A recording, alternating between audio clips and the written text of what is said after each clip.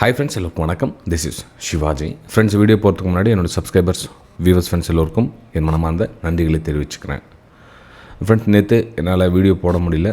நேற்று ஒரு traders events இருந்துச்சு. ஸோ பெங்களூரில் அதனால் அங்கே போயிட்டு இருந்தேன்.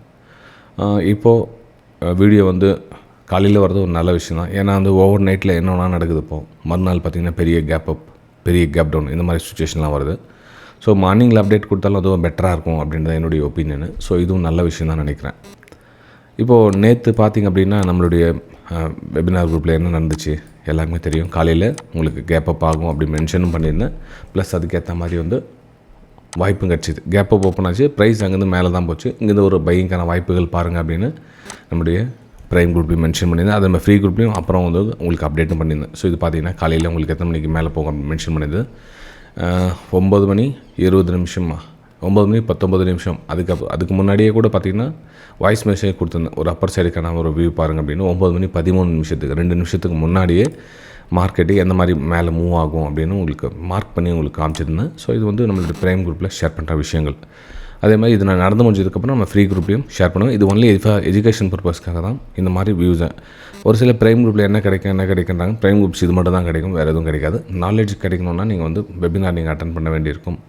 இல்லை சார், இதுவே எங்களுக்கு புரியல, இன்னும் கொஞ்சம் ஃப்ரீ குரூப்லேயே வாட்ச் பண்ணுறவங்க டிஸ்கிரிப்ஷனில் கொடுத்துருக்கும் பாருங்கள். ஃப்ரீ எஜுகேஷன் குரூப் தான், நீங்கள் அதில் ஜாயின் பண்ணிக்கலாம். ரைட்டுங்களா? சரி ஃப்ரெண்ட்ஸ், ஓகே சார். இது நடந்து முடிஞ்ச சார்ட்டு.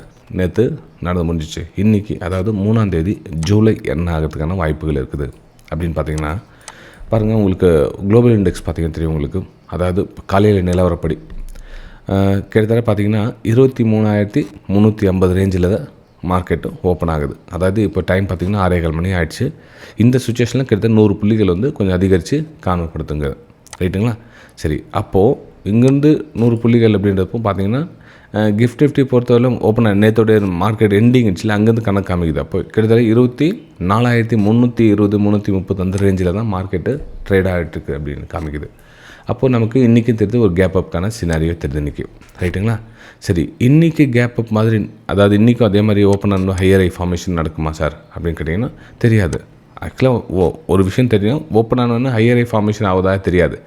ஆனால் என்ன நடந்தால் நம்ம என்ன பண்ணலாம் அப்படின்றத மட்டும் நம்மளால் ஒரு யோகிக்க முடியும். அதாவது அதுக்கு முன்னாடி பார்த்திங்கன்னா ஒரு ரெசிஸ்டன்ஸ் இருக்குதா, சப்போர்ட் இருக்கா, அந்த இடத்துல என்ன இருக்குது அப்படின்னு பாருங்கள். ஓகே, ஒரு ரேஞ்சை உடச்சிட்டு மேலே போகிறாங்க. அதாவது இந்த 24,250 ரேஞ்ச் இருக்கு இல்லைங்களா, இந்த 50 ரேஞ்சுக்கிட்ட மார்க்கெட் ஓப்பன் ஆகுதுன்னு வச்சுக்கலாம். ஒரு கேப் அப் ஓப்பன் ஆகுது. ஒரு 1 hour டைம் ஃப்ரேம் இது. நான் 10 மினிட்ஸ் டைமில் ஷூட் பண்ணிக்கிறேன். அதை 10 மினிட்ஸ் இல்லை 15 மினிட்ஸ் உங்களுக்கு எது சூட்டபுள் ஆகுதோ அதை எடுத்துக்கலாம் நீங்கள். ஸோ இந்த 24,240க்கு 250 அந்த ரேஞ்சில் மார்க்கெட் ஓப்பன் ஆகுதுன்னு வச்சுக்கலாம். ஒரு கேப் அப் 100 புள்ளிகள் இங்கேருந்து அதிகரித்து ஓப்பன் ஆகுதுன்னு வச்சுக்கலாம். ஃபார் எக்ஸாம்பிள் இங்கே ஓப்பன் ஆகுது. அப்போது இந்த ரெசிஸ்டன்ஸ் கிட்ட மார்க்கெட்டு ரிஜெக்ட் ஆச்சுன்னா நமக்கு ஒரு டவுன் சைடுக்கான ஒரு மூமெண்டம் பார்க்கலாம். இது நமக்கு சப்போர்ட் லெவலாக ஒர்க் ஆகும். இந்த 24,200 பார்த்திங்கன்னா ஒரு சப்போர்ட் லெவலாக ஒர்க் ஆகும். ஃப்ரெண்ட்ஸ், நிறைய பேர் வீடியோ லைக் பண்ணாமல் வீடியோ பார்த்துட்ருக்கீங்க. ஒரு சின்ன ரிக்வஸ்ட், லைக் பண்ணிவிட்டு வீடியோ பார்க்க ஸ்டார்ட் பண்ணுங்கள். உங்களுடைய கமெண்ட்டுகளும் வீடியோ எண்டில் டைம் இருந்தால் நீங்கள் தெரிவிக்கலாம். இல்லைன்னு நீங்கள் வீடியோ பார்த்துட்டே இருங்க, ஒன்றும் பிரச்சனை இல்லை. ஆனால் லைக் பண்ணிவிட்டு வீடியோ பாருங்கள். ஏன்னா நம்ம நிறைய எஃபர்ட் பண்ணி பண்ணுறோம். இந்த ஒரு டைம் ஸ்பெண்ட் பண்ணி பண்ணுறோம். இதனால் எனக்கு எதுவும் காசு கிடைக்கும். நிறைய நான் லைக் பண்ணால் உங்களுக்கு காசுக்கு போயிடும். சம்பாதிப்பாங்க அவங்க. அதை வச்சு கமெண்ட் பண்ணால் அவங்களுக்கு நிறைய காசு கிடைக்கும். யூடியூப்பில் வீடியோ போடுறாங்க, அதெல்லாம் நிறைய காசு கிடைக்கும் அப்படிலாம் எதுவும் கிடையாது. யூடியூப்லேருந்து எனக்கு இன்கம்லாம் எதுவும் வர போகிறது கிடையாது. ஏன்னா ஆடு கூட டிசபிள் கூட பண்ணியாச்சு, ஒன்றும் பிரச்சனை இல்லை. ஆனால் இது எஜுகேஷன் பர்பஸ்க்காக இவ்வளோ எஃபர்ட் பண்ண சொல்ல உங்களுடைய சப்போர்ட் அப்படின்னு பார்த்தீங்கன்னா உங்களோட லைக்ஸ் தான், வேறு எதுவும் இல்லை. அப்போ என்ன ஒன்றா மக்கள் ஒரு 100 பேர் பார்த்தாங்கன்னா கூட ஒரு 25 பேர் லைக் பண்ணுறாங்க, ஒரு 500 பேர் பார்த்தாங்கன்னா ஒரு 150 பேர் லைக் பண்ணுறாங்க அப்படின்ற ஒரு கான்செப்ட்டில் தான் நம்ம யூடியூப் வீடியோஸ் இருப்பேன். நானும் இல்லை, எல்லா யூடியூபர்ஸ் அதே தான் கான்செப்ட் தான் பண்ணியிருக்காங்க. தவிர இதனால் பணம் சம்பாதிக்கணும், யூடியூப் வச்சு பணம் சம்பாதிக்கணும் அப்படின்லாம் கிடையாது. அதுக்கு ப்ரொமோட் பண்ணுவாங்க. இப்போ வேறு சப் ப்ரோக்கர்ஸ் என்ன பண்ணுறாங்க அப்படின்னா அதுக்கு மூலிமா காசு சம்பாதிப்பாங்க. அப்புறம் டியூஷன்ஸ் கிளாஸஸ் வராங்க, அதுக்கு மூலிமா சம்பாதிப்பாங்க. தவிர யூடியூப்லேருந்து யாரும் காசு சம்பாதிக்க மாட்டாங்க. ஸோ தைரியமாக நீங்கள் லைக் பண்ணலாம், ஒன்றும் பிரச்சனை இல்லை. ரைட்டுங்களா? சரி, இப்போது மார்க்கெட்டு இங்கேருந்து ஓப்பன் ஆகுது. கேண்டில் ரெட் கலர் கேண்டலாக வருதுன்னு வச்சு எக்ஸாம்பிள் சொல்கிறேன் நான். இது ரெட் கலரில் மாறிச்சு அப்படின்னா நமக்கு இங்கேருந்து ஒரு டவுன் சைடுக்கான ஒரு பிளானை நம்ம எக்ஸிக்யூட் பண்ணலாம். ரைட்டுங்களா? Scenario number 1. சரி சார், இல்லை மார்க்கெட்டு அகெயின் நேற்று மாதிரியே பார்த்திங்கன்னா ஒரு க்ரீன் கலர் கேண்டலோட க்ளோஸ் கொடுக்குது அப்படின்னு வச்சுக்கலாம். அப்போ என்ன பண்ணலாம், கொஞ்சம் வெயிட் பண்ணி இதில் வர கரெக்ஷனில் சின்ன பிரேக் அவுட்டில் ஒரு 50 பாயிண்ட் 100 பாயிண்ட் கேட்ச் பண்ணி டக்குன்னு வெளியே வர வழி பாருங்கள். நம்ம நேற்று எப்படி வெளியே வந்தோம் இமீடியட்டாக அந்த இடத்துல அந்த இது 10 மினிட்ஸ் டைம் ஃப்ரேம் சார்ட். இது 1 மினிட்டில் நம்ம இங்கேருந்து மூமெண்டம் கேட்ச் பண்ணிட்டோம். அப்போ இங்கேருந்து வெளியே வந்தாச்சு. அப்போது இதே மாதிரி தான் இன்றைக்கி சுச்சுவேஷன் கூட மார்க்கெட்டு எப்படி அதை ரியாக்ட் பண்ணுதுன்னு பாருங்கள். இல்லைப்பா ஃபஸ்ட் கேனில் வந்து இந்த மாதிரி ஒரு மேலே கீழே இந்த மாதிரி குச்சி மாதிரி வந்துடுச்சு அப்படின்னா கொஞ்சம் வெயிட் பண்ணுங்கள். அப்போ இந்த ஏரியாவுக்கு மேலே நம்ம ஒரு பையிங்கான வாய்ப்புகள் பார்க்கலாம். இந்த ஏரியாவுக்கு கீழே நம்ம ஒரு ஷார்ட் சைடுக்கான ஒரு பிளான் பண்ணலாம் அப்படின்றத நம்ம டிசைட் பண்ணிக்கலாம். இது 10 மினிட்ஸ் டைம் 15 மினிட்ஸ் இருந்தாலும் சரி 10 மினிட்ஸ் இருந்தால் இந்த மாதிரி நீங்கள் எக்ஸிக்யூட் பண்ணிக்கலாம்.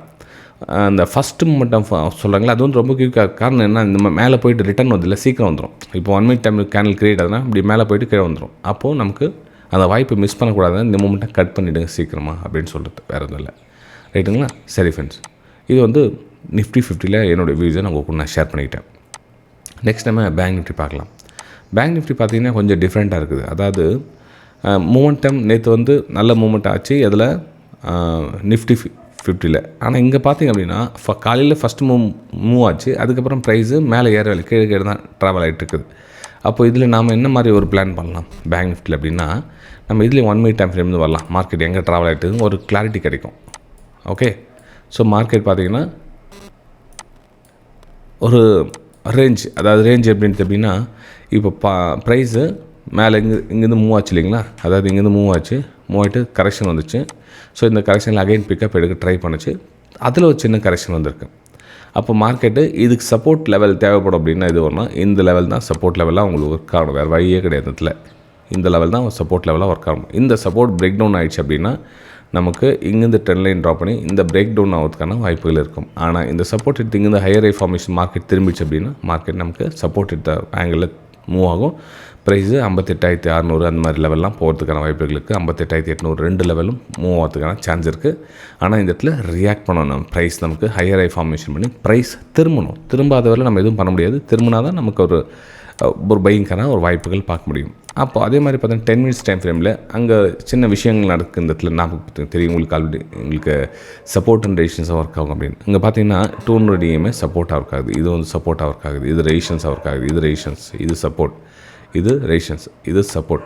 க்ளீன் எவ்வளோ அழகாக ஃபார்ம் ஆகிருக்கும். இதில் வந்து பின்னாடி சொல்கிறது முன்னாடி சொல்கிறவங்க இது வந்து ஆக்சுவலாக கண்ணு முன்னாடியே பார்க்குறீங்க. ஸோ இது எந்த மாதிரி ரியாக்ட் ஒர்க் ஆகிருக்கு அப்படின்னு. அப்போ இதெல்லாம் பார்த்தீங்கன்னா சப்போர்ட் ரெசிஸ்டன்ஸ் ஒர்க் ஆக சொல்ல இது லெவல் ஹையர் ஐ ஃபார்மேஷன் பண்ணி உடச்சிச்சு, இதில் பிரேக் அவுட் நடக்குது அப்படின்னப்போ திரும்ப நம்ம இன்ட்ரடேக்காக நம்ம 58,300 58,400 கூட நீங்கள் ஒரு வாய்ப்பாக நீங்கள் பயன்படுத்திக்கலாம். ரைட்டுங்களா? சரி ஃப்ரெண்ட்ஸ், நெக்ஸ்ட் நம்ம சென்செக்ஸ் பார்க்கலாம். சென்செக்ஸில் என்ன மாதிரி வியூனா நம்ம நிஃப்டி 50ல் என்ன எதிர்பார்த்தோமோ சேம் அதே மாதிரி தான் ஒரு கேப் அப்கான சினாரியோ தான். கேப் அப் எங்கே ஓப்பன் ஆகுதுன்னு பாருங்கள். அந்த 77,800 கிட்ட ஓப்பன் ஆகுதான்னு பாருங்கள். ஏன்னா இப்போ அங்கே தான் ஒரு ரெசிஸ்டன்ஸ் ஏரியா இருக்குது. அந்த இடத்துல ஓப்பன் ஆன சேம் நம்ம நிஃப்டி 50ல் என்ன சொன்னமோ அதே தான் இதில் அப்ளை பண்ணுங்கள். ப்ரைஸ் எந்த மாதிரி ரியாக்ட் பண்ணுறது பாருங்கள். இந்த ஃபஸ்ட் கேண்டில் அதில் தெரிஞ்சிடும் உங்களுக்கு. ஃபஸ்ட் கேண்டிலோடைய க்ளோசிங் கொடுக்குற பேஸ் தான். ஃபஸ்ட் கேண்டில் இது மாதிரி மேலேயும் போகாமல் கீழே நம்ம என்ன பண்ணலாம், இதுக்கு மேலே நம்ம ஒரு அப்பர் சைடுக்கான வியூ பண்ணலாம், இதுக்கு மேலே நம்ம டவுன் சைடுக்கான வியூ. டக்குன்னு சேலில் போய் உடனே என்ட்ரி எடுக்காதீங்க. வாய்ப்பு கிடைச்சா பயன்படுத்துங்க, இல்லைனா அமைதியாக இருந்துருங்க. பரவாயில்ல, நமக்கு ட்ரேட் எடுத்தால் இந்த மாதிரி சுச்சுவேஷன் அமைஞ்சிச்சுன்னா பையர்ஸும் ஸ்ட்ராங்காக இருக்காங்க, செல்லர்ஸும் ஸ்ட்ராங்காக இருக்காங்க அப்படின்னா பரவாயில்ல, இன்றைக்கி ஒரு நாள் ட்ரேட் பண்ணலாம், நம்ம ஒன்றும் குறைஞ்சிட மாட்டோம். ட்ரேடிங்கை அவாய்ட் பண்ணிவிடுங்க. சாலிடாக க்ளோஸ் கொடுக்குறாங்கன்னா வாய்ப்பை பயன்படுத்திக்கங்க, அவ்வளோதான். ரைட்டுங்களா? சரி ஃப்ரெண்ட், இந்த வீடியோ உங்களுக்கு பிடிச்சிருக்கு நம்புறேன். பிடிச்சது மறக்காமல் உங்களுடைய லைக்ஸ் அண்ட் கமெண்ட்ஸை பதிவு பண்ணுங்கள். நம்ம அடுத்த வீடியோவில் பார்க்கலாம். நன்றி, வணக்கம்.